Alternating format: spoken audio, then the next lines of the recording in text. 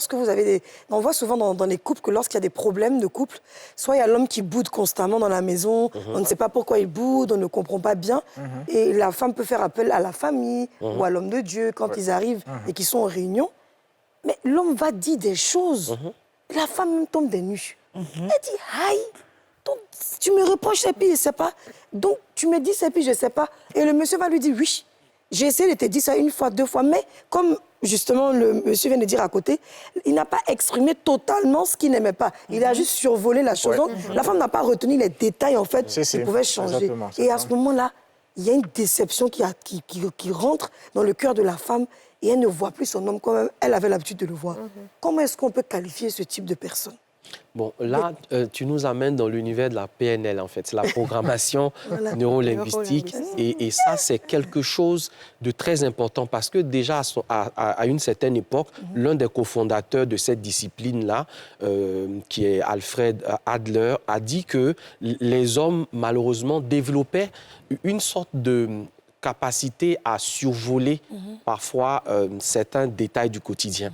Tandis que les femmes étaient dans ces détails-là. Tout à fait. Tu vois? Donc, du coup, quand tu dis que le mec, il a interpellé une ou deux fois, pour lui, ces interpellations étaient suffisantes. C'est ça. Le fait parfois même de changer d'humeur. Chez l'homme, c'est déjà un indice pour te dire que je ne suis pas content ou voilà. Ou bien quand il coupe la communication. Ou il a des habitudes avec toi qu'il arrête d'avoir. Il espère qu'en faisant ça, ça t'interpelle et que tu changes ta façon de faire ou que tu entames le débat. Non, mais ça, je vous aide à comprendre. Déjà, tu m'as dit tu veux entrer dans la tête des hommes. Donc, Vraiment, tu vas entrer. Moi, je renchéris à ce que Dr Yoman a dit. Comme je l'ai dit, c'est une base d'abord. Une base culturelle, une base sociale, une base religieuse. Au plan religieux, c'est l'homme avant la femme. Au plan culturel, c'est l'homme avant la femme.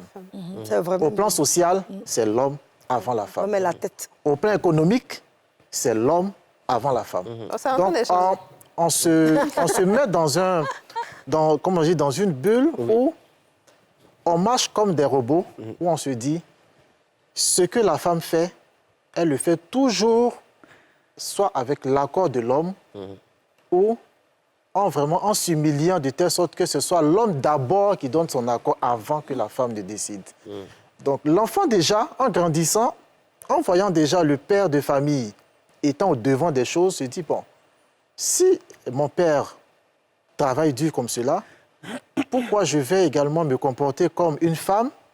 Je vais tendre la main, je vais toujours demander de l'aide alors qu'on m'a éduqué comme une personne pas spécialement, mais est-ce que quand le père se comportait durement, est-ce que quand c'était lui, quand il arrive, tout le monde court pour se cacher, est-ce que ça rendait service aux enfants? Est-ce que ça a arrangé la famille? Parce qu'il faut prendre le bon exemple, c'est pas parce que c'est un père dictateur, on n'a pas forcément envie de devenir un père tyran, un père dictateur. Exactement. La plupart des pères dictateurs, les enfants, dans ce sens, on dévie.